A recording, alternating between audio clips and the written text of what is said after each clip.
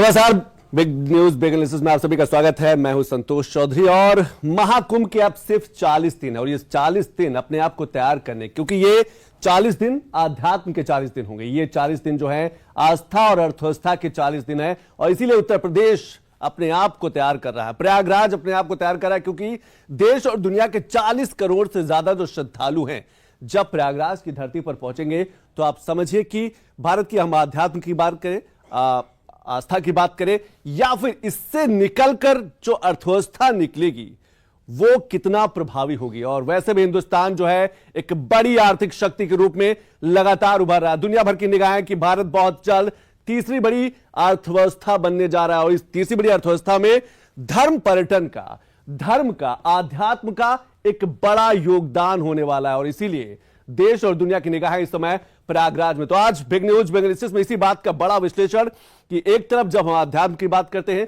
धर्म की बात करते हैं, तो 13 जनवरी से लेकर 26 फरवरी तक एक समय है, एक मौका होगा भारत की धर्म की गौरव गाथा को देश और दुनिया तक पहुंचाने का, भारत की उस आध्यात्म को, उस संस्कृति को, उस सभ्यता को आज की जो युवा पीढ़ी है उसको बताने का, उसको समझाने का कि वो सोशल मीडिया, मोबाइल से बाहर निकले और अपने देश को पहचाने, अपने राष्ट्र को पहचाने और भारत की जो धार्मिक जड़ें हैं, जो धर्म और आध्यात्म की जो जड़ें हैं वो कितनी गहरी है उसको देखने के लिए दुनिया लालायित रहती है। और शायद इसीलिए ये जो महाकुंभ है आस्था, अध्यात्म, अर्थव्यवस्था का तो है ही है, खान पान का भी महाकुंभ होगा, भाषाओं का भी महाकुंभ होगा।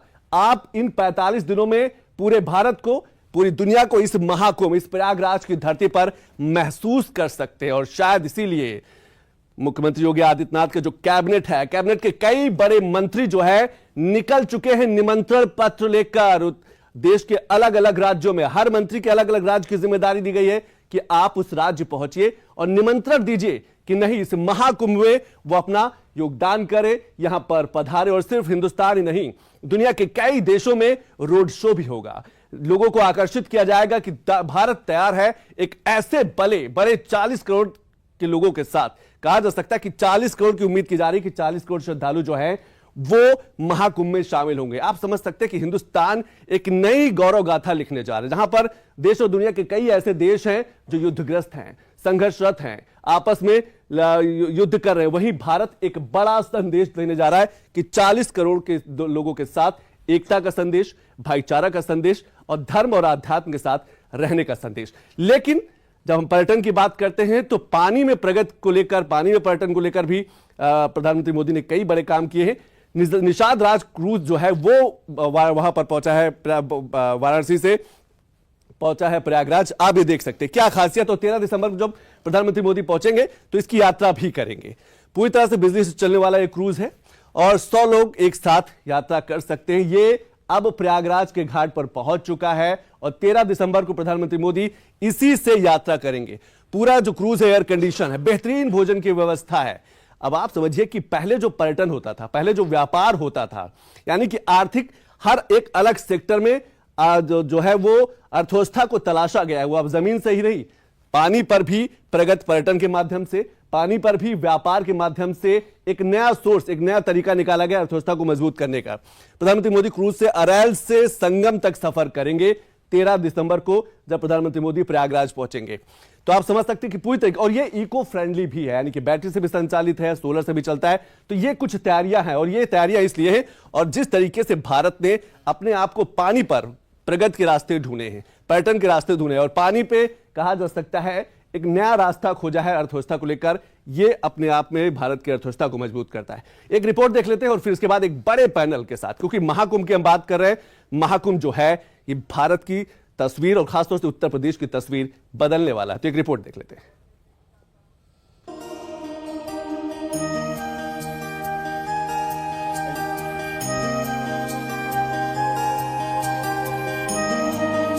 हिंदुस्तान की पहचान धर्म, आस्था, सभ्यता, संस्कृति और सर्वधर्म संभाव। हिंदुस्तान आज उन्हीं सांस्कृतिक रीति रिवाजों और आयोजनों को एक नई पहचान देने का काम कर रहा है। जो धर्म भारत का आधार है, जो मान्यताएं भारत में सदियों से चली आ रही हैं, बस उसी को दुनिया के सामने पेश कर रहा है एक नए अंदाज में, एक नए कलेवर के साथ। और इसीलिए दुनिया का इकलौता धार्मिक कार्यक्रम है महाकुंभ, जहां 40 करोड़ से ज्यादा श्रद्धालु पावन त्रिवेणी में आस्था की डुबकी लगाएंगे। आस्था का जनसैलाब आतुर है, बेताब है प्रयागराज की धरती पर पहुंचने के लिए। बस इंतजार है 13 जनवरी का, जब महाकुंभ की महायात्रा में कदमों की थाप दुनिया सुनेगी।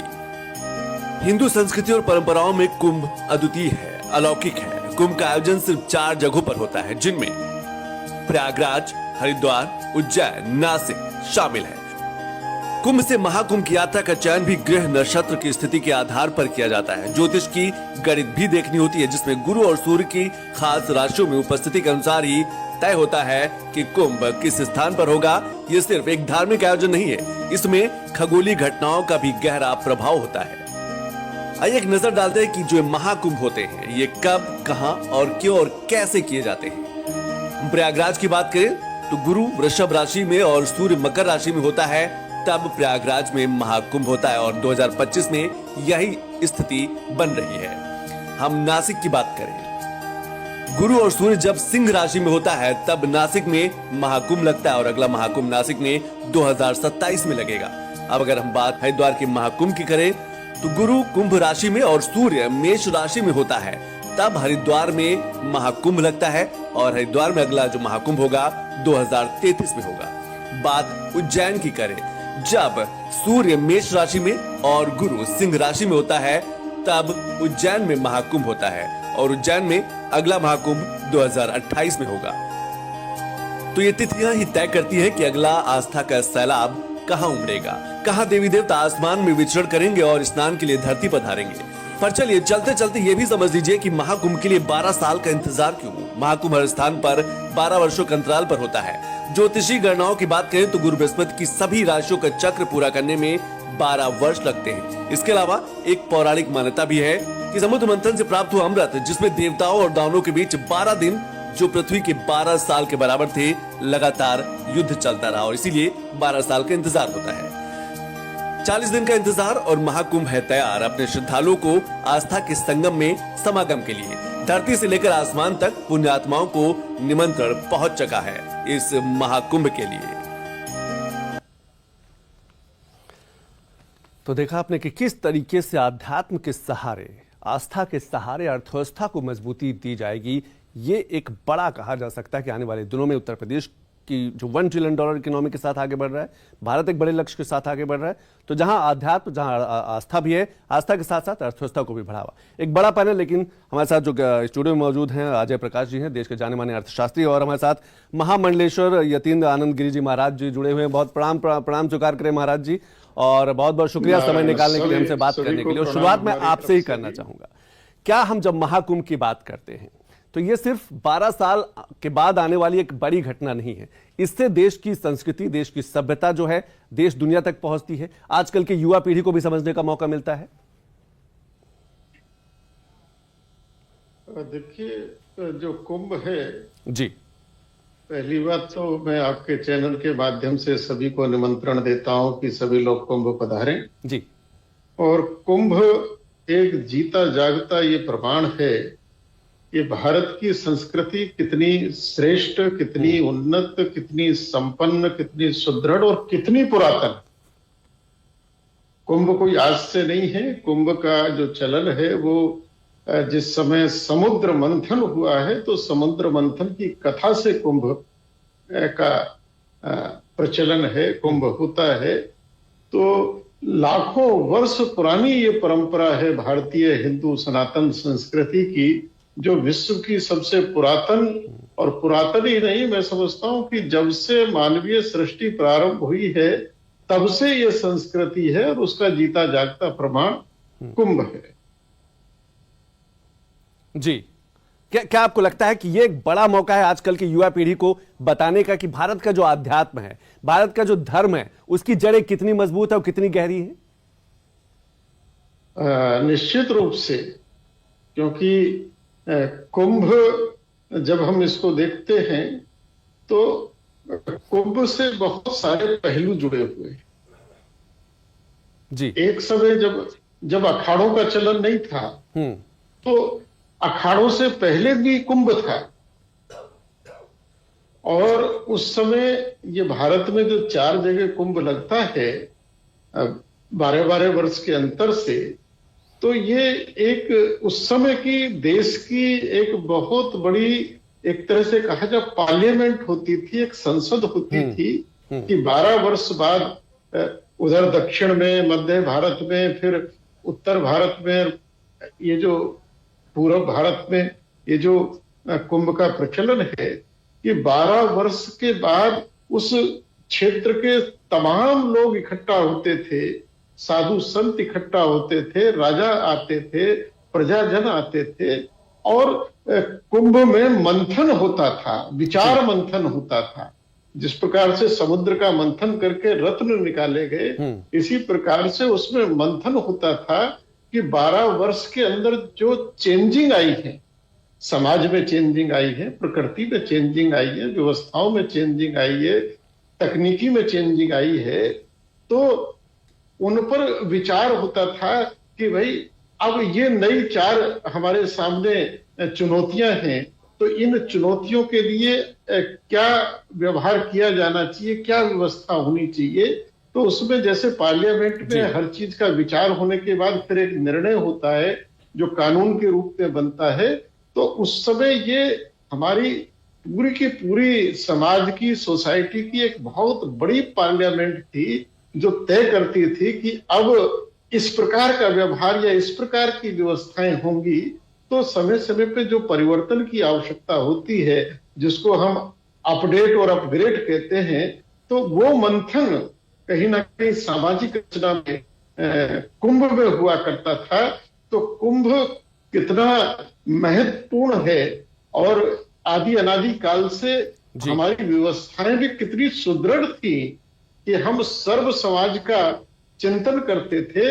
ये आज के युवा को समझने की आवश्यकता है। कुंभ केवल जाके गंगा जी में डुबकी लगाने मात्र का ही एक काम नहीं। जी बिल्कुल सही आनंद गिरीश महाराज जी, आपने बिल्कुल सही कहा कि सिर्फ कुंभ का मतलब ही नहीं कि आप गंगा व त्रिवेणी में जाएं स्नान के। कुंभ का मतलब है कि आप भारत के आध्यात्म को समझे, भारत के धर्म को समझे, उससे सरोकार करें, अपनी जिंदगी में शामिल करें। अजय प्रकाश जी, जब हम आध्यात्म की बात करते हैं, आस्था की बात करते हैं, यह सिर्फ पुण्य कहा जा सकता है कि पाप निवारक नहीं, सिर्फ पुण्य पाने का एक रास्ता, एक मंच नहीं है। ये अर्थव्यवस्था को बढ़ाने का एक बड़ा प्लेटफॉर्म है। भारत हम समझ रहे हैं कि आने वाले समय में दुनिया की तीसरी बड़ी आर्थिक शक्ति बनने जा रहा है। क्या उसमें एक बड़ा योगदान दे सकता है ऐसे जो धार्मिक बड़े आयोजन होते हैं? देखिए, हम अगर भारत की संपूर्ण अर्थव्यवस्था की बात करें तो हम भारत हमेशा से गांव में बसता रहा है, और गांव की अर्थव्यवस्था चलाने के लिए हमने जो है अलग अलग दिन पहले हाट लगाए हुए थे। हफ्ते में हमारे यहाँ हाट लगते थे, लेकिन इसी के साथ हर 15 दिनों पे हमारे पास बड़े हाट भी लगते थे। महीनों में कुछ और बड़ा आयोजन भी होता था। दिवाली का आयोजन हो रहा है, उसके लिए खास हाट लगते थे। इसी तरीके से भारत ने अपने आप में इस तरीके की व्यवस्थाएं बना रखी थी कि किस तरीके से हम संपूर्ण भारत को एक पूरे प्लेटफॉर्म पे एक जगह पर मिला सकें, लोग एक दूसरे से मिल सकें, और उसके लिए इस तरीके के आयोजनों का हम लोगों ने सदैव ही जो है ये तरीका बना रखा है। लेकिन हम अपने चीफ मिनिस्टर श्री योगी आदित्यनाथ जी के बारे में भी ये जरूर कहना चाहेंगे कि उनकी जो दूरदर्शिता है, उन्होंने किस तरीके से इस संपूर्ण जो हमारा एक तरीका है, जो सिस्टम है इकोनॉमी को चलाने का, उसको समझते हुए इस कुंभ को कैसे उन्होंने इस लेवल पे लाके रख दिया है कि वो खाली अब देश प्रदेश में ही नहीं है, बल्कि संपूर्ण ग्लोब में है, संपूर्ण संसार में है। तो ये जो महाकुंभ है, ये एक महा इकोनॉमी का भी एक बहुत बड़ा एक्सप्रेशन है। और ये भी कहना चाहूंगा कि अगर मैं देखता हूं पिछले 5 साल 7 साल से, तो ये धीमे धीमे करके आज इस लेवल पे ला दिया गया है कि पूरे का पूरा संसार इस चीज को देख रहा है कि ये है, हर जगह पे ये जाना गया है। हमारे यहां से लोग संपूर्ण संसार के अलग अलग देशों में गए हैं, वहां के ऊपर लोग इस बात को जान रहे हैं कि ये है, और लोग वहां से यहां पर आ रहे हैं। तो जो आप कह रहे थे कि क्या ये किसी तरीके की अर्थव्यवस्था को बढ़ाएगा, आप देखिए संपूर्ण अर्थव्यवस्था को एक बहुत छोटे से अणु से ये बढ़ करके संपूर्ण जितना बड़ा हो सकता है उतना बड़ा ये किया जा सकता है, और किया जा रहा है। बिल्कुल सही कहा आपने कि आध्यात्म की हम बात करते हैं, लेकिन आध्यात्म और अर्थव्यवस्था दोनों एक दूसरे के पूरक है। 2014 के बाद जब से प्रधानमंत्री नरेंद्र मोदी की इन्होंने धर्म की जिस तरीके से ब्रांडिंग की है, देश और दुनिया में एक अलग पहचान, भारत हमेशा से धर्म प्रदेश रहा है, आध्यात्म रहा है, संस्कृति रही, सभ्यता रही, लेकिन कहा जा सकता है कि एक नए तरीके से ब्रांडिंग की गई है क्या, ताकि दुनिया भारत की तरफ आकर्षित हो। एक और खास मेहमान हमारे साथ जुड़ गए हैं, आचार्य संतोष उपाध्याय जी हैं। संतोषी जी ज्योतिर्विद हैं और आध्यात्मिक प्रवक्ता हैं। संतोष जी, बहुत बहुत शुक्रिया समय निकालने के लिए। हमारे साथ जुड़े हुए हैं महामंडलेश्वर यतीन आनंद गिरी महाराज जी, जो आज महाकुंभ के विस्तार को लेकर, महाकुंभ के आध्यात्म को लेकर हम बात करेंगे। लेकिन संतोष जी, सबसे पहले मैं आपसे यही समझना चाहता हूं, क्या कहा जा सकता है कि तिथियों के आसपास, राशियों के इर्द गिर्द ही देश और दुनिया चलती है? जो बड़े धार्मिक आयोजन होते हैं, इन्हीं के इर्द गिर्द नक्षत्र जो है, गोचर जो है, राशि है, जो तिथियां हैं, इन्हीं के इर्द गिर्द रहती हैं? संतोष जी, देखिए बड़ा स्पष्ट आया है, माघ मकरगत रवि जब होई। मकर शब्द को ही पकड़ लीजिए, मकर राशि में सूर्य की उपस्थिति से ही कुंभ का आरंभ हो जाता है। 3 विशेष संयोग बनते हैं, जिसमें से देवगुरु बृहस्पति, चंद्रमा जी और सूर्य, इन तीनों के संयोग से ही ये संगम बन जाता है, जब कुंभ महापर्व या महाकुंभ जिसे हम कहते हैं वो मनाया जाता है। अब 12 वर्ष उपरांत वृषभ राशि में देवगुरु का पदार्पण इसको और ज्यादा प्रमाणित कर देता है। इसी वजह से 12-12 वर्ष में ही महाकुंभ होता है। तो राशियों का खेल तो पूरे कुंभ में चलता ही रहेगा। जितने भी हमारे सनातन धर्म में पर्व होते हैं, सब कहीं ना कहीं राशि और नक्षत्र के आधार पर ही चलते हैं। बिल्कुल संतोष जी, एक चीज और आपसे समझना चाहूं, आखिर ऐसा क्या है भारत के धर्म में, भारत की सभ्यता में, कि दुनिया खींची चली आती है? आप समझिए कि 40 करोड़ श्रद्धालु अनुमानित है, एक उम्मीद लगाई जा रही है कि 40 करोड़ लोग हिंदुस्तान पहुंचेंगे, प्रयागराज की धरती पर पहुंचेंगे और आस्था की डुबकी लगाएंगे और वापस जाएंगे। वो आकर्षण मैं समझना चाहता हूं आपसे भी, और मैं महामंडलेश्वर जी से भी समझना चाहूंगा। संतोष जी, आपसे। जी, सबसे मूल सिद्धांत देखिए, हमारे भारतवर्ष का जो हमारी संस्कृति और जो यहाँ का परंपरा है और ग्रहीय कृपा हमारे देश पर विशेष रही। देखिए, हमारा ही देश ऐसा है जहां पर इतने महापुरुष अवतार लिए हैं, या कह लिया जाए हमारे सभी देवता यहां पर आए हैं, और ये तब से कुंभ चल रहा है जब कहा जाता है कि देवता पृथ्वी पर ही निवास करते थे जी। तो उन देवताओं का जो तेज है, जो ऑरा आज के संदर्भ में हम कह सकते हैं इंग्लिश शब्द में, उसका जो आकर्षण है वो यहाँ की मिट्टी में है, वो खींच के ले आता है। 2001 के कुंभ का मैं साक्षी रहा था। 2001 26 जनवरी जब कुंभ प्रयागराज में रहा, तो मैं उस दौरान पूरे 1 माह का कल्पवास किया था जी। मैं बताऊं, उस दरमियान विदेशों के लोग जिस तरह से व्याकुल हो गए थे, मतलब वो क्रेजी थे। एक सज्जन हमको मिले, वो अपने देश से पूरी अपनी जमीन जायदाद को बेच करके आए थे और यहाँ पर पूरा रम गए थे, यहाँ बस गए थे, यहाँ की मिट्टी में, उस रेती में, वहां बालू में त्रिवेणी संगम के वो लेटते थे। मैं खुद उनका इंटरव्यू लिया था उस समय। तो वो हमारा दौर था ज्योतिष का, मैं आरंभ किया था उस दरमियान, वहां पे मैं प्रवास किया था। तो ये कहीं ना कहीं हमारे ग्रहों का प्रभाव, यहाँ की शक्तियां और यहाँ जो महापुरुषों का प्रभाव है। आप देखिए कि उस समय जितने लोग वहां पहुंच रहे हैं, सबकी विशेष सकारात्मक ऊर्जा रहेगी, सकारात्मक ऊर्जा उस ऊर्जा का प्रभाव तो वायुमंडल में जाएगा, ठीक है, खींच के लाएगा सबको जो जो वहां पर सोचेंगे इसके विषय में। आनंद गिरी जी, क्या आपको लगता है भारत का धर्म त्याग सिखाता है? भारत का जो धर्म है एक साथ रहने की प्रेरणा देता है। भारत का धर्म जो है विश्व बंधुत्व की भावना की जो कामना है उसके साथ आगे बढ़ता है, और शायद इसीलिए सबसे ज्यादा स्वीकार है पूरे हिंदू विश्व में। जो भारत की संस्कृति है उसके बारे में एक विदेशी ने एक बार एक वीडियो भी जारी किया था और बात लिखी थी। वो पर्वतीय क्षेत्र में कहीं भ्रमण पर आया हुआ था और एक 7-8 साल की बच्ची अपने छोटे भाई को गोद में लेकर, पहाड़ पर ऊपर गांव था तो अपने गांव के लिए, घर के लिए चढ़ रही थी और गोद में उसका छोटा भाई था। तो उस विदेशी ने उसको पूछा कि तुम्हारी गोद में ये बच्चा है, तो तुमको चढ़ाई भी करनी पड़ रही है, तुमको वजन नहीं लग रहा? तो उस बच्ची ने उत्तर दिया कि ये वजन नहीं है, ये मेरा भाई है।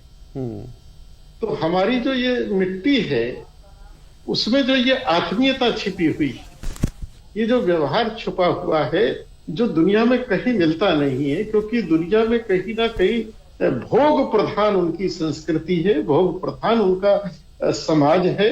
लेकिन भारत में त्याग और तपस्या, यानी हमको बचपन से सिखाया जाता है कि अगर द्वार पर कोई आया है और भूखा है तो तुम अपनी थाली भी उसको परोस दो, और ये भारत में व्यवहार हो जो दुनिया में कहीं देखने को नहीं मिलता। तो दुनिया इस व्यवहार की और इस संस्कृति की इसीलिए कायल है कि आखिर भारत की मिट्टी में ऐसा है क्या।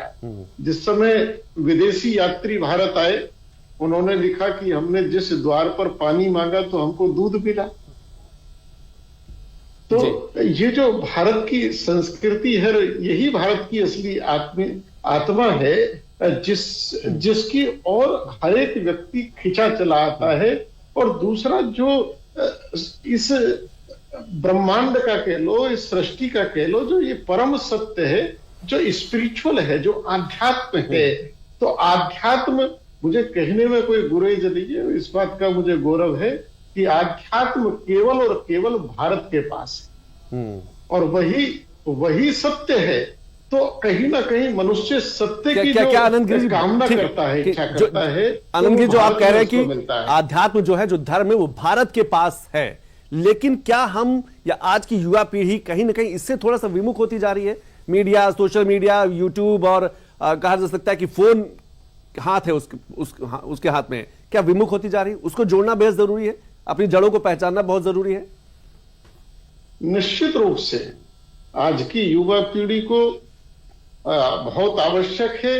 और मैं तो कहूंगा कि जो दोष आया है ये हमारी पीढ़ी में आया है।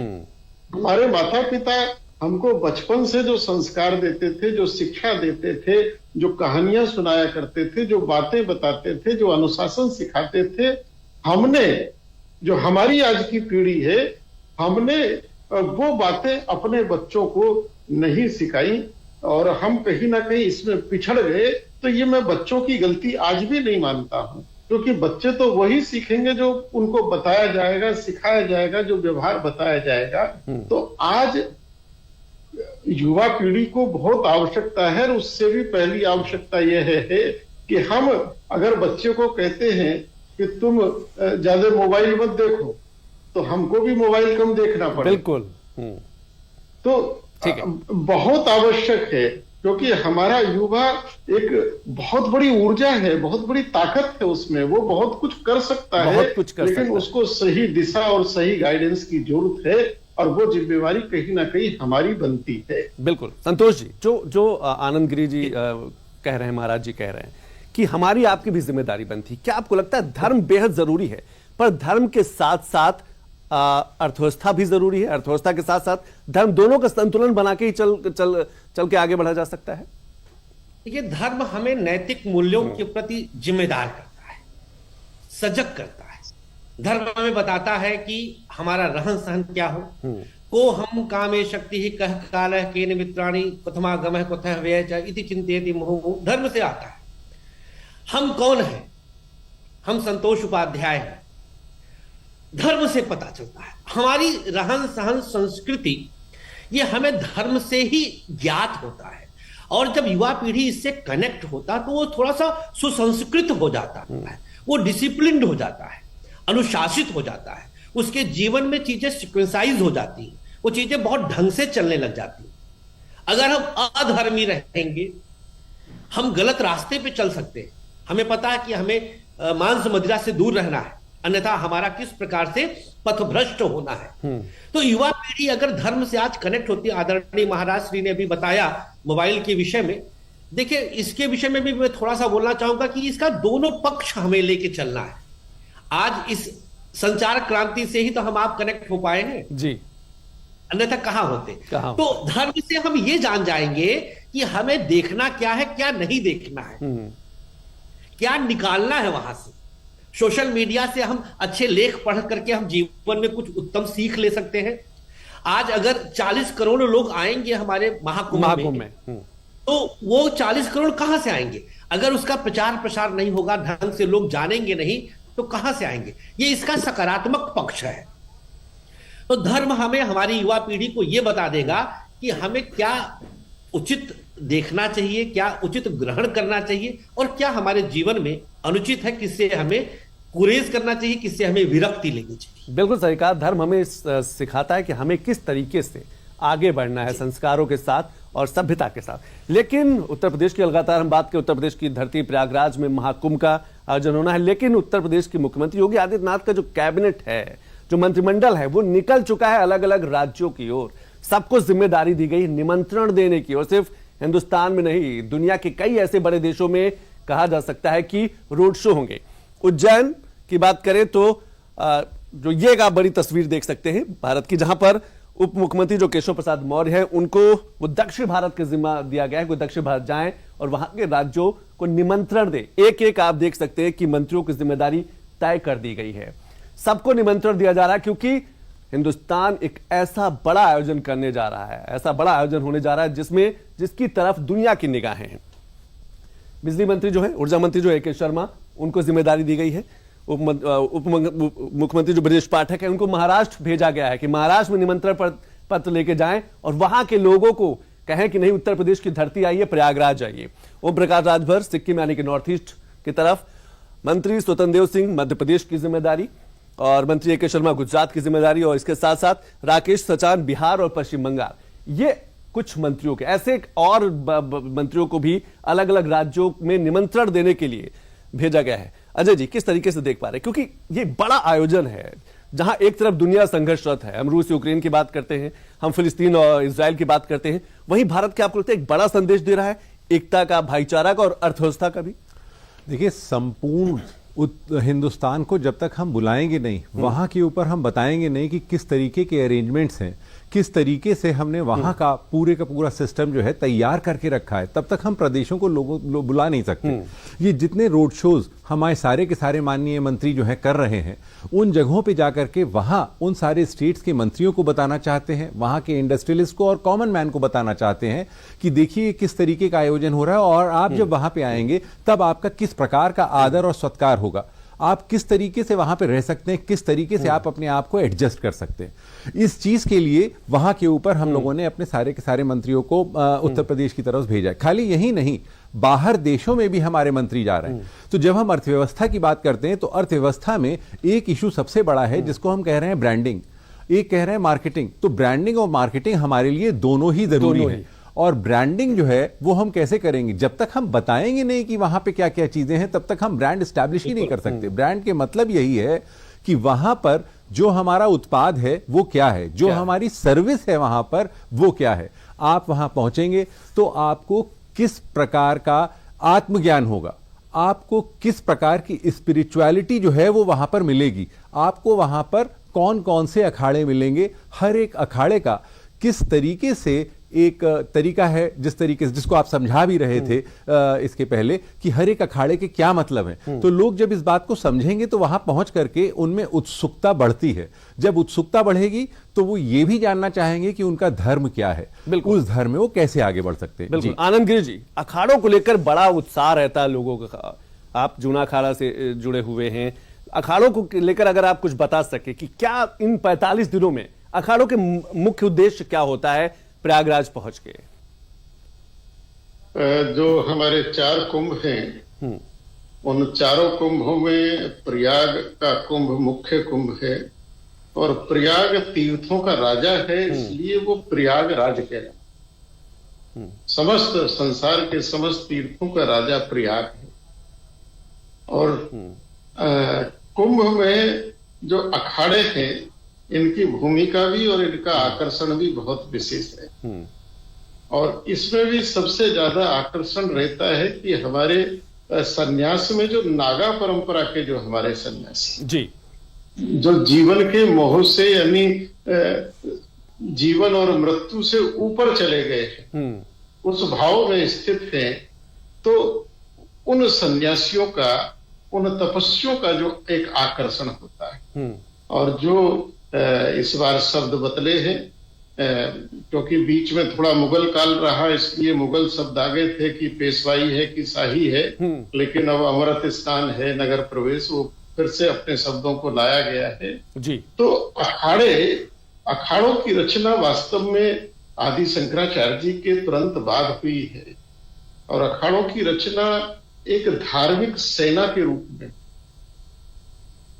जी, क्योंकि हमारी आदि अनादि काल से जो संस्कृति है, हमने शस्त्र को भी और शास्त्र को भी, दोनों को मान्यता दी है, दोनों की आराधना की है, दोनों को पूजा है। हमारे जितने देवी देवता हैं वो शास्त्र भी उनके हाथ में है, तो शस्त्र भी उनके हाथ में। बिल्कुल संतोष जी, जी जिस तरीके जी जी हाँ, जी गुरु जी, ये एक धार्मिक सेना के रूप में खड़े किए गए कि जब परिस्थिति महापुरुषों ने ये देखी कि अब हो सकता है कि धर्म पर विधर्मियों का आघात हो, मानवता को रोंदा जाए, और उसमें विशेषकर क्योंकि धर्म जो हमारे तीर्थ हैं या धार्मिक स्थल हैं वहीं से मानवता प्रस्फुटित होती है, तो उन्हीं को नष्ट भ्रष्ट करने का प्रयास होगा। तो उसकी रक्षा के लिए ये एक धार्मिक सेना का स्वरूप बना। सन्यासियों में अखाड़े हुए, वैष्णव वैरागी संतों में अगर आप देखेंगे तो वह छावनी है। आप अयोध्या जाएंगे तो मणिराम दास छावनी, छोटी छावनी, बड़ी छावनी, ऐसे शब्द मिलेंगे। तो अखाड़ों में शास्त्र के साथ साथ शस्त्र का भी सैन्य प्रशिक्षण होता था। और कुंभ के दौरान जो है, जिस प्रकार से प्रत्येक देश में, भारत में भी 26 जनवरी को भारत अपनी शक्ति का प्रदर्शन करता है। हाँ। तो उसी प्रकार से जो भारत की ये धार्मिक सेना थी, इसका शक्ति प्रदर्शन, शस्त्र और शास्त्र दोनों का प्रदर्शन कुंभ में होता था। और आज भी वो परंपरा है कि हमारे जो नागा हैं, जिन्होंने धर्म स्थलों की रक्षा के लिए विधर्मियों से न जाने कितने युद्ध किए और लाखों की संख्या में नागा बलिदान भी हुआ है, तो ये जो अखाड़ों का यात्रा है ये इतनी आकर्षित होती है। और फिर एक और संतोष जी कि हमारे उस देश, उस समय के जो राजा महाराजा थे, जो अपने को राजा कहते थे, महाराजा कहते थे, कुंभ के पर्व के इस समय जब ये यात्रा निकलती है विशेष स्नान की, तो राजा उस जलूस के आगे झाड़ू लगाकर चलता था और संत महापुरुषों को हाथी पर, रथों पर, सिंहासन पर बैठाकर चलता था और कहता था कि मैं बेशक राजा हूं लेकिन मुझसे ऊपर धर्म है, मुझसे ऊपर त्याग, वैराग्य, समर्पण है। तो ये जो हमारी परंपरा थी उसका श्रेष्ठ और उदाहरण हमारे इस कुंभ में देखने को मिलता है, जिसका एक आकर्षण। बिल्कुल सही कहा आपने कि हम महाकुंभ में ये सारे उदाहरण देखने को मिलते हैं। संतोष जी, क्या आपको लगता है कि जो जिस प्रदर्शन की बात महामंडलेश्वर आनंद गिरी जी कर रहे हैं कि प्रदर्शन बेहद जरूरी है, हम 26 जनवरी को अपना शक्ति प्रदर्शन करते हैं, अखाड़े अपना प्रदर्शन करते हैं, क्या 2014 के बाद ये जो प्रदर्शन है इसको हम अपने धर्म की ब्रांडिंग कर रहे हैं और शायद इसीलिए आज भारत का जो सनातन है, जो भारत का जो धर्म है वो इतना लोकप्रिय हो रहा है, जो पूरी दुनिया को साथ लेकर चलने की क्षमता रखता है? बिल्कुल, शस्त्र और शास्त्र का जो आदरणीय गुरुदेव ने भी बताया, शस्त्र और शास्त्र का सम्यक संगम सिर्फ हमारे सनातन में ही संभव है। और कितनी बड़ी बात इन्होंने बताया अभी कि राजा झाड़ू लगाते थे, बिल्कुल, और झाड़ू किसके लिए लगाते थे? वो देव गुरु स्वतः है। जो महामंडलेश्वर आदि जो हमारे साधु सन्यासी हैं, ये देव गुरु बृहस्पति के स्वरूप में ही तो हैं। वो देव गुरु बृहस्पति जो हम अगर पीछे अपना इतिहास खंगाले तो उस समय के गुरु लोग शस्त्र और शास्त्र दोनों का परीक्षण देते थे, चाहे वो कृपाचार्य रहे हो, द्रोणाचार्य रहे हो, चाहे जो हमारे संत महात्मा गुरु आदि रहे हैं, परशुराम जी रहे हैं, तो सबने शस्त्र और शास्त्र दोनों की शिक्षा राजाओं और राजाओं के बच्चों को, उनके वंशजों को दिया है। तो उनका ज्ञान, उनका जो उनके अंदर उनका प्रभाव है, उनकी प्रभुता है, उसका सम्मान, ये राजधर्म है। और यही हमारा पताका फहराता है, ये हमारा जो प्रभाव है, ये हमारी जो प्रभुता है, दोनों को सम्यक लेकर के चलने की स्थिति है। ये दुनिया के अन्य देशों को हमारी तरफ बरबस आकर्षित कर लेता है, अनायास वो आकर्षित हो जाते हैं। ये इतना बड़ा प्रभाव होता है। ग्रहों की बात करें संतोष जी, तो बृहस्पति और मंगल, सेनापति मंगल है, हमारे शस्त्र मंगल है, और ज्ञान जो है ये देवगुरु बृहस्पति है। अब इन दोनों का जो कॉम्बिनेशन होता है वो बड़ा मित्रवत रहता है। अर्थात बृहस्पति देव मेष राशि में परम मित्र राशि में रहते हैं, इनका प्रभाव बड़ा विलक्षण हो जाता है। ज्ञान और शस्त्र, ताकत, साहस, ये जब कनेक्ट होता है तो अपने आप में ये दैवीय शक्ति बन जाता है।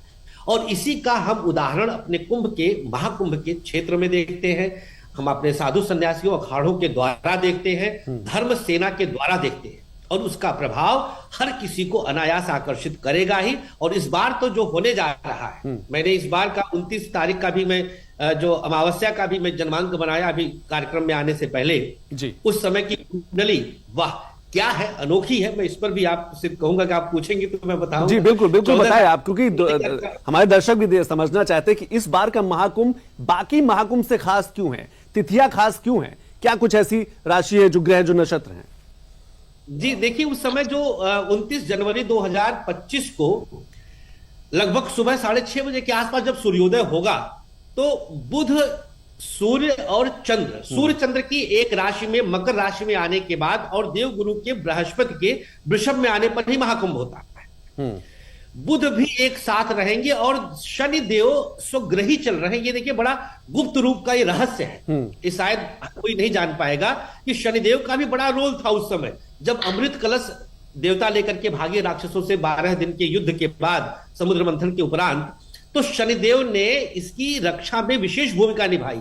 सूर्य चंद्रमा तो थे ही, बृहस्पति तो थे ही, लेकिन शनिदेव की भूमिका उसको गुप्त रखने के लिए बहुत विशेष थी। शनिदेव गुप्त ग्रह है, ये हिडन प्लैनेट है, ये चीजों को इनविजिबल कर देते हैं, अंधकार में ला देते हैं। और वो शनिदेव इस समय कुंभ राशि में ही चल रहे हैं, कुंभ राशि में ये 30 वर्ष के अंतराल पर आते हैं, तो ये अपने आप में बहुत विलक्षण हो जाता है। और एक बात बताओ संतोष जी, शुक्र उच्च के रहेंगे, उच्च का शुक्र रेयरेस्ट ऑफ रेयर केस बनता है, ये विलक्षण है। ये 25-25 दिन के अंतर में ये ट्रांजिट कर जाते हैं, गोचर कर जाते हैं। तो उच्च का शुक्र उस दरमियान जो 29 जनवरी को मौनी अमावस्या, माघ अमावस्या के समय में रहेगा, ये यकीन मानिए मुझे नहीं लगता है कि ये जो पीढ़ी चल रही है, इस पीढ़ी को पुनः इसको देखने को मिलेगा। ये मैं नहीं समझता हूं, ज्योतिष में डूबा हुआ मैं ज्योतिष का एक स्कॉलर हूं, मैं इसका शोधी छात्र हूं। ऐसे विलक्षण संयोग अब हम लोग को अपने जीवन में देखने को दोबारा नहीं मिलेंगे। तो इस बार हम तो आग्रह भी करेंगे हर किसी को जरूर आए, वो स्नान करे। वैसे भी शास्त्रोक्त वर्णित है कि अगर आप 3 दिन कुंभ में विधि पूर्वक स्नान कर लेते हैं, क्या तो कहा जा सकता है संतोष जी, क्या कहा जा सकता है कि जो वो विलक्षण तिथि है, समय है, उसका लाभ सबको लेना चाहिए और लोग ज्यादा से ज्यादा लोगों को पहुंचना चाहिए उस तिथि को, उस महाकुंभ में? जी बिल्कुल पहुंचना। मैं इससे बड़ी बात क्या कहूंगा कि इस शरीर से अब ऐसा संयोग हम लोग को नहीं मिलने वाला है। ये बहुत विलक्षण है। देखिए छोटे छोटे ग्रह ना ट्रांजिट कर जाते हैं, जैसे कि देवगुरु बृहस्पति तो 12 से 13 महीने में एक राशि में आते हैं, लेकिन ये 25-25 दिन का ट्रांजेक्शन हो सकता है कि शुक्र मेष में आ जाए। अब मेष में आते ही वो फल नहीं मिलेगा जो उच्च के राशि में मिल रहा था, मीन राशि में मिल रहा था। तो 29 जनवरी को मीन राशि का शुक्र मिलेगा, कुंभ राशि का शनि मिलेगा और देवगुरु तो खैर वृषभ में रहेंगे ही। तो ये जो संयोग बाकी अन्य ग्रहों का बन रहा है, 3 मूल ग्रहों के अलावा, ये रेयरेस्ट ऑफ रेयर है। यकीन मानिए ऐसे संयोग में मैं सबसे आग्रह करूंगा, जहां तक मेरी आवाज जा रही है इस कार्यक्रम के माध्यम से, कि भाई जरूर आया जाए और स्नान करके मात्र 3 दिन, आग्रह है 3 दिन अगर आप रह जाते हैं तो सहस्त्र अश्वमेध यज्ञ लोग अपने घरों में महामृत्युंजय अनुष्ठान करवाते हैं, लाखों खर्च कर देते हैं। आप एक बार कुंभ क्षेत्र में आ जाइए, उन सब के बराबर फल मैं स्वयं बोल रहा हूं एक ज्योतिषी के रूप में, उन सब के बराबर या उससे कई हजार गुना अधिक फल आपको मिल जाएगा। हर प्रकार के दोषों का निवारण होगा, देवगुरु का, हमारे लाखों सन्यासियों का, ऋषि महात्माओं का, हर किसी का आशीर्वाद पाएंगे। और सबसे बेस्ट चीज, गंगा यमुना सरस्वती भाई पूरे पृथ्वी पर सिर्फ यही है। इसके अलावा ये त्रिवेणी संगम आपको कहीं अन्यत्र नहीं मिलता है। बिल्कुल सही आप कह रहे हैं कि बिल्कुल हो, चाहे उज्जैन का हो, चाहे गोदावरी का हो, नासिक का हो, कहीं इतना अद्भुत संयोग, विलक्षण संयोग नहीं मिलेगा। तो हर किसी को आकर इसका विशेष लाभ अवश्य लेना है। बिल्कुल सही आपने कहा कि हर किसी को इस कहा जा सकता है कि महाकुंभ में शामिल होने की जरूरत है। मैं आनंद गिरी जी आपके पास आऊंगा, लेकिन आपने अखाड़ों का जिक्र किया। अखाड़ों पर एक छोटी सी हम स्टोरी देख लेते हैं कि आखिर अखाड़ों को लेकर दुनिया, देश इतना देखने के लिए, उसको समझने के लिए लालायित क्यों रहता है। आखिर कितने अखाड़े महाकुंभ में शामिल होते, एक छोटी सी रिपोर्ट देख लेते हैं।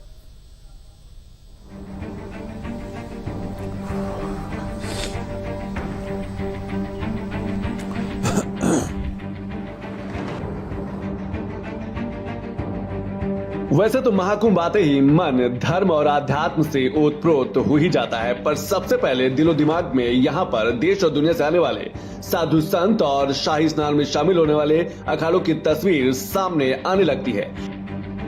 पर चलिए आज आपको महाकुंभ में शामिल होने वाले अखाड़ों की सारी जानकारी देते हैं। महाकुंभ में इस बार 13 अखाड़े शामिल होंगे।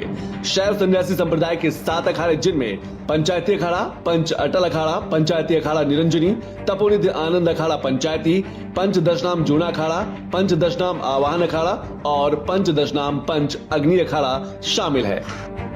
वहीं बैरागी वैष्णव संप्रदाय के 3 अखाड़े महाकुंभ में शामिल होंगे, जिसमें दिगंबर अनि अखाड़ा, निर्वाणी अनि अखाड़ा, पंच निर्मोही अनि अखाड़ा शामिल है। जबकि उदासीन संप्रदाय के भी 3 अखाड़े शामिल होंगे, जिसमें पंचायती बड़ा उदासीन, पंचायती अखाड़ा नया उदासीन, निर्मल पंचायती अखाड़ा। कहा जाता है कि आदि शंकराचार्य ने 8वीं सदी में 13 अखाड़े बनाए थे, जो आज तक वही अखाड़े बने हुए हैं। बाकी कुंभ मेलों में सभी अखाड़े एक साथ स्नान करते हैं, लेकिन नासिक के कुंभ में वैष्णव अखाड़े नासिक में और शैव अखाड़े त्र्यंबकेश्वर में स्नान करते हैं। ये व्यवस्था पेशवा के दौर में कायम की गई थी, जो आज तक चली आ रही है। धार्मिक परंपरा का अनुगामी बनकर आगे बढ़ रहे सनातन धर्म के इन अखाड़ों में भी धीरे धीरे बदलाव हो रहा है और इसीलिए हिंदू सनातन धर्म के प्रचार प्रसार के साथ साथ पर्यावरण संरक्षण का एजेंडा भी शामिल हो गया है। पर चलिए इन अखाड़ों की खासियत जान लेते हैं कि ये सब अखाड़े एक दूसरे से अलग क्यों हैं। अटल अखाड़ा केवल ब्राह्मण, क्षत्रिय और वैश्य ही दीक्षा ले सकते हैं, यानी कि इसमें शामिल हो सकते हैं। आवाहन अखाड़ा, इसमें महिला साध्वी को दीक्षा नहीं दी जाती है। निरंजनी अखाड़ा, ये सबसे ज्यादा शिक्षित अखाड़ा माना जाता है। अभी लगभग 50 महामंडलेश्वर इसमें शामिल हैं। अग्नि अखाड़ा, केवल ब्रह्मचारी ब्राह्मण ही दीक्षा ले सकता है। महानिर्वाणी अखाड़ा, महाकालेश्वर ज्योतिर्लिंग की पूजा का जिम्मा इसी के पास है। आनंद अखाड़ा शैव अखाड़ा है, आज तक कोई महामंडलेश्वर नहीं बना। आचार्य का जो पद होता है वही इस अखाड़े का प्रमुख पद माना जाता है। दिगंबर अखाड़ा, इसे वैष्णव संप्रदाय में राजा कहा जाता है। सबसे ज्यादा खालसा इसी में शामिल है, जिनकी संख्या 431 है। निर्मोही अखाड़ा, वैष्णव संप्रदाय के 3 अखाड़ों में से सबसे ज्यादा अखाड़े इसी में शामिल हैं। बड़ा उदासीन अखाड़ा, उद्देश्य सेवा करना, केवल अब तक 4 महंत हैं। नया उदासीन अखाड़ा, नागा बनाया जाता है जिनकी दाढ़ी मूछ न निकली हो, आयु 8 से 12 वर्ष के बीच। और निर्मल अखाड़ा, धूम्रपान की इजाजत नहीं। निर्वाणी अखाड़ा कुश्ती प्रमुख है, इसके कई संत प्रोफेशनल पहलवान भी रह चुके हैं।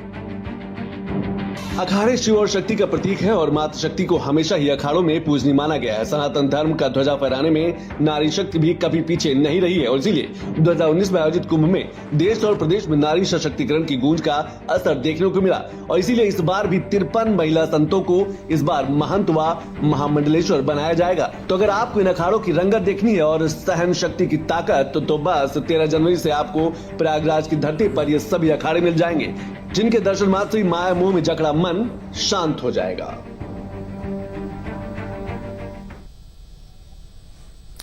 आनंद गिरी जी, क्या कहा जा सकता है कि ये जो महाकुंभ है सिर्फ धर्म का नहीं, सिर्फ आध्यात्म का नहीं, भाषाओं का महाकुंभ है, खान पान का महाकुंभ है, यानी कि पूरे हिंदुस्तान को अगर समझना है तो ये 45 दिन बहुत हैं पूरे हिंदुस्तान को समझने के लिए।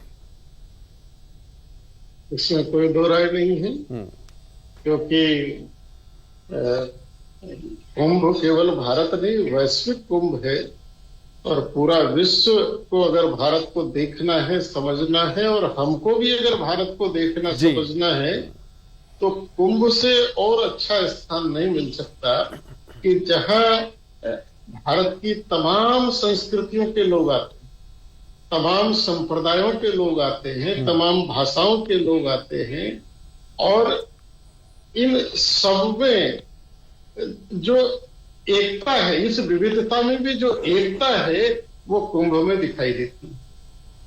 अन्य अन्य संप्रदाय हैं, जातियां हैं, पंथ हैं, उपपंथ हैं, लेकिन कुंभ में एक ऐसी चीज है कि यहाँ कोई किसी की ना तो जाति पूछता है। जो आज जाति का बड़ा रोग है, कुंभ में जो आ गया वो सब एक तीर्थ यात्री है। तो अलग अलग भाषाओं की संस्कृति, खान पान की संस्कृति, उसका जीता जागता उदाहरण कुंभ है और कितने प्रकार की प्रवृत्तियां कुंभ में चलती है। बिल्कुल, तो अलग अलग प्रकार की प्रवृत्तियां यहाँ देखने को मिलती हैं। और आप जहां तक आर्थिक बात कर रहे थे, मैं कहता हूं कि 40 करोड़ लोग आएंगे, अगर एक व्यक्ति भी आकर और औसतन 500 रुपया भी 500 कुंभ में खर्च करता है। तो आप 40 करोड़ से उस पूंजी का अंदाज लगाइए कि बिल्कुल। कितना बड़ा ट्रांजैक्शन, कितना बड़ा एक आर्थिक पहलू और कुंभ में होगा, ये दुनिया में ठीक। कहीं नहीं हो सकता। बिल्कुल, हमारे साथ अर्थशास्त्री अजय प्रकाश, उनसे समझने की कोशिश करते हैं। अजय जी, ये एक माना जा रहा है, अनुमान लगाया जा रहा है कि इस महाकुंभ में 1 लाख करोड़ रुपए का राजस्व आने वाला है। सीधे तौर पर सरकार के खाते में नहीं जाएगा, लेकिन जो अप्रत्यक्ष तरीके से उत्तर प्रदेश की ब्रांडिंग होगी, उत्तर प्रदेश जो एक बड़े $1 ट्रिलियन इकोनॉमी के लक्ष्य के साथ चल रहा है, क्या उसमें बड़ा मददगार साबित होगा? देखिए, इसको थोड़ा सा दूसरे तरीके से मैं बताना चाहूँगा, आपकी बात पे भी डायरेक्टली आऊँगा। मेरा ये कहना है कि आप कभी भी किसी भी कार्य को करते हैं तो उसमें उसको आयोजित करना सही तरीके से, अच्छे तरीके से अगर हमने सीख लिया, अगर हमने जान लिया, तो हम एक ही आयोजन नहीं, हम उस तरीके के बहुत सारे आयोजन कर सकते हैं। ये अपने आप में दुनिया का सबसे बड़ा आयोजन है। अगर हम इसका 1/10 वाला आयोजन भी उत्तर प्रदेश में निरंतर हर 2 महीने 4 महीने पे, चाहे वो रिलीजन के नाम पे हो, चाहे टूरिज्म के नाम पे हो, चाहे वो मेडिकल टूरिज्म के नाम पे हो, चाहे किसी स्पोर्ट्स के नाम पे हो, अगर जैसी बैठक, हाँ, जिस तरीके की हमारे पास जरूरतें हैं, अगर हम वो करते हैं तो हमारे पास इसकी मल्टीप्लिसिटी है। तो ये हमने एक आयोजन बहुत बार कर लिया है, सफलतापूर्वक कर लिया है, और हम उससे भी ज्यादा बड़ा आयोजन आज इसमें करने जा रहे हैं। हमारे पास इस आयोजन में ये जो 42 करोड़ 40 करोड़ की एक फिगर है, ये टोटल फिगर है। लेकिन अगर इस फिगर को हम बांट करके देखें तो हर रोज हम 1.5 या 2 करोड़ लोगों को निरंतर मैनेज कर रहे हैं, बल्कि वो फिगर शायद औसतन 2 या 3 करोड़ आएगी, क्योंकि एक व्यक्ति जो है वो 2 या 3 दिन रुकेगा। इतना ही नहीं, किसी एक दिन जो है हमारे पास 5.5 से 6 करोड़ लोग भी होंगे। तो जितना भी हमने एरिया रख रखा है, उसमें अगर हम एक दिन में 6 करोड़ लोगों को निरंतर पूरी तरह से सक्षम तरीके से उनको हम हैंडल कर लेते हैं, तो हमारे पास इस आयोजन का एक बहुत बड़ा एक एग्जाम्पल है, एक एक्सपीरियंस है। तो हम बहुत आराम से अर्थव्यवस्था को बढ़ा सकते हैं। ब्रांडिंग 2 लेवल पे है। ब्रांडिंग एक ये है कि हमने दूसरों को बता दिया, दूसरा हमने अपने दिमाग में भी समझ लिया कि हम इतनी बड़ी चीज का आयोजन कर सकते हैं, तो हमने सेल्फ ब्रांड भी यहां पे क्रिएट कर ली है। हमारे जितने भी ऑफिसर्स हैं, हमारा जितना तंत्र है, जितने लोग उसमें लगे हैं, उन सबको पता है कि हम कैसे हैंडल करें। अब इसमें हम कहेंगे जैसे रेलवेज हैं, रोडवेज हैं, हम किसी भी तरह का ट्रांसपोर्ट कह लें, हम किसी भी तरीके के जो लोग खाने का इंतजाम कर रहे हैं, हम उसकी बात कर लें, हम फैसिलिटीज की बात कर लें, तो सबको पता है कि अगर हमको इस तरह का आयोजन करना है, पहले हम एक्सपीरियंस कर चुके हैं, हमें उसमें किस तरह का आर्किटेक्चर बनाना है जी, तो उससे हम बड़े आराम से इस काम को कर सकते हैं, उससे बड़े आराम से हम इसको आगे बढ़ा सकते हैं। संतोष जी, जब हम बड़ी ब्रांडिंग की बात करते हैं तो एक चीज और मैं आपसे संतोष जी समझना चाहूं, और कौन कौन सी तिथियां हैं जो ग्रहों के हिसाब से, जो नक्षत्रों के हिसाब से बेहद महत्वपूर्ण है? क्योंकि एक ही दिन में अगर बहुत से लोग पहुंच जाएंगे तो कुछ समस्याएं भी आ सकती। क्या और कौन कौन सी महत्वपूर्ण तिथियां हैं? देखिए, इसके सबसे पहला तो 14 जनवरी का है ही, जब सूर्य मकरस्थ होंगे, जो पहला हमारा स्नान शाही स्नान रहेगा। सबसे बेस्ट तो यह है, शुरुआत यहां से कर दिया जाए। इसमें खास तौर पे सूर्य को अगर हम केंद्र में लेकर के चले तो सूर्य ग्रहों का राजा है। सूर्य ग्रहों का राजा है, समस्त ग्रहों को उससे प्रकाश मिलता है, और सूर्य औषधि का जनक है। अगर किसी के जीवन में बहुत सारी बीमारियां आ रही हो, बीमारियां घेर ली हो, वो 14 जनवरी वाले स्नान को पकड़ ले। ठीक है, 14 जनवरी। इसके बाद जो दूसरा स्नान हमारा आता है 29 तारीख का लगभग, ये माघ अमावस्या का, खास तौर पर ये देखिए, ये विशेष इसलिए हो जाता है क्योंकि ये सबसे खास है। इसमें 3 से 4 ग्रहों का प्रभाव मिल रहा है। अब जाहिर सी बात है, हर कोई इसी दिन भागना चाहेगा कि हम इसी दिन स्नान करके विशेष लाभ ले लें, लेकिन मैं रोकूंगा उन लोगों के लिए, स्पेशली जो बालक हैं, जो बच्चे हैं, ऐसे लोग बसंत पंचमी के स्नान को पकड़े।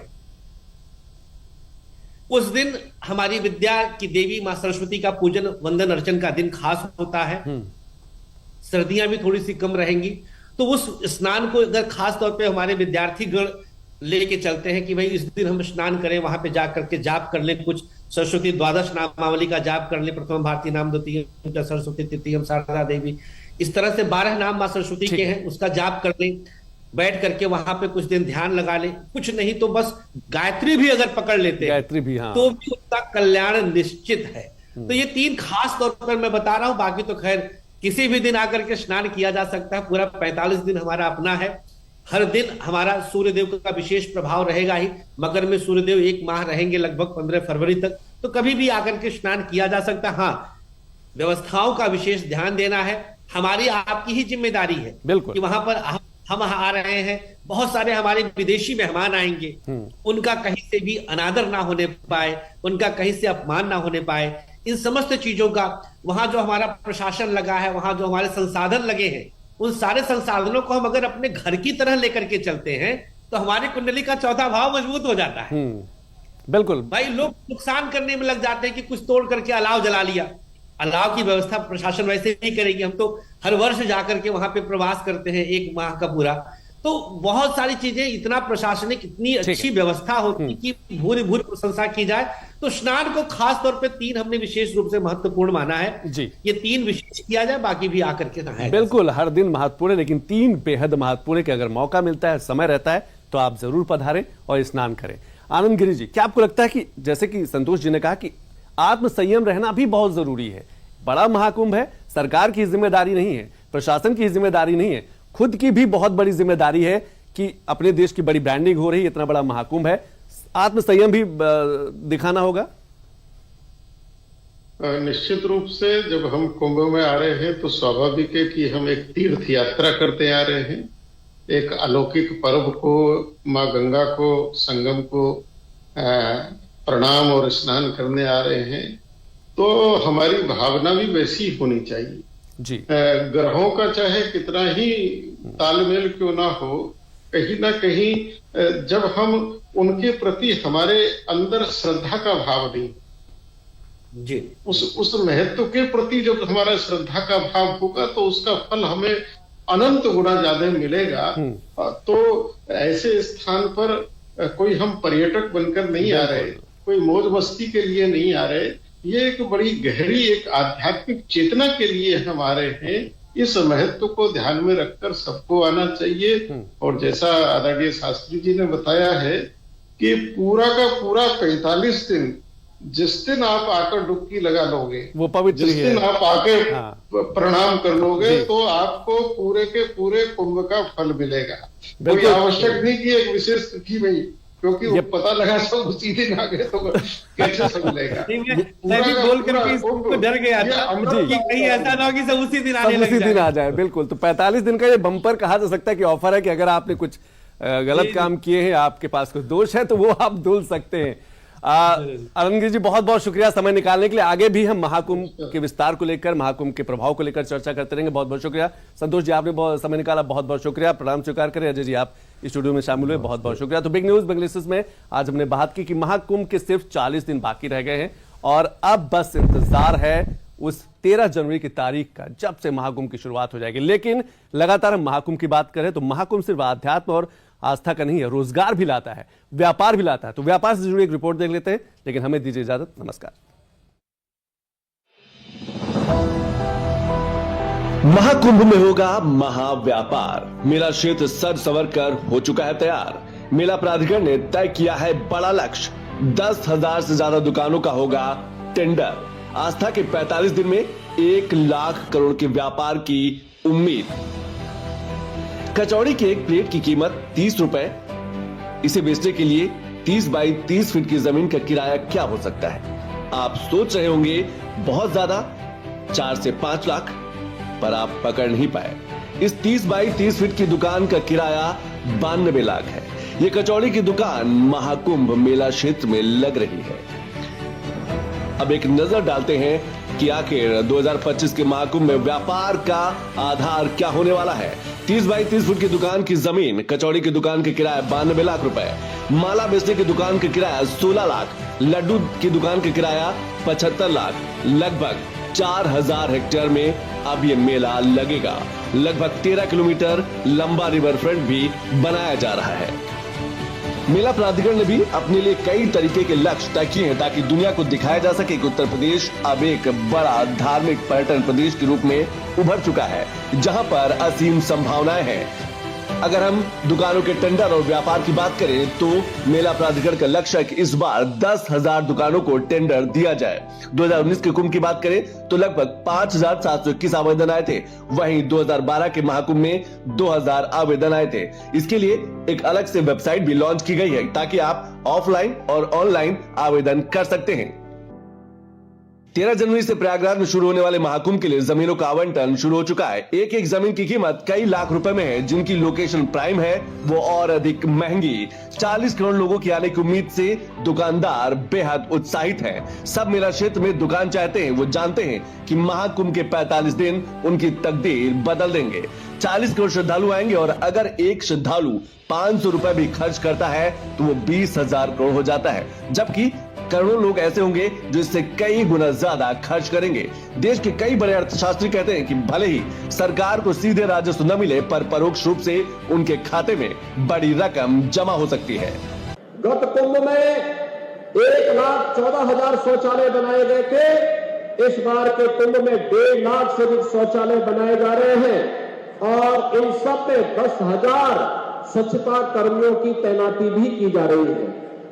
मेला क्षेत्र में गत कुंभ में 80,000 टेंटेज लगे थे। इस कुंभ में इनकी संख्या बढ़कर के 1,60,000 तक पहुंचाई जा रही है। महाकुंभ का इंतजार है और इसके लिए कहा जा सकता है कि बम्पर रोजगार की संभावनाएं भी उभर कर सामने आ रही हैं। अनुमानित 45,000 परिवारों को सीधे तौर पर रोजगार मिलेगा। अगर हम ट्रेनिंग की बात करें तो नाविकों को, टूर गाइड को, स्ट्रीट वेंडर को, टैक्सी ड्राइवर को कौशल की ट्रेनिंग, इसके साथ साथ मैनेजमेंट की ट्रेनिंग दी जाती है। नाविकों को नौकायन के अलावा रिवर गाइड की भी ट्रेनिंग दी जाती है ताकि वो मेहमानों का ध्यान रख सके। आसपास के धार्मिक स्थलों को भी बेहतर किया जाता है जिससे बनारस, अयोध्या, मथुरा, विंध्यवासिनी धाम पर्यटन को भी बढ़ावा मिलता है। तो महाकुंभ के सिर्फ 44 दिन, महाव्यापार के सिर्फ 44 दिन, दुनिया के स्वागत के लिए 44 दिन। बस इंतजार है महाकुंभ 2025 की 13 जनवरी की तारीख का।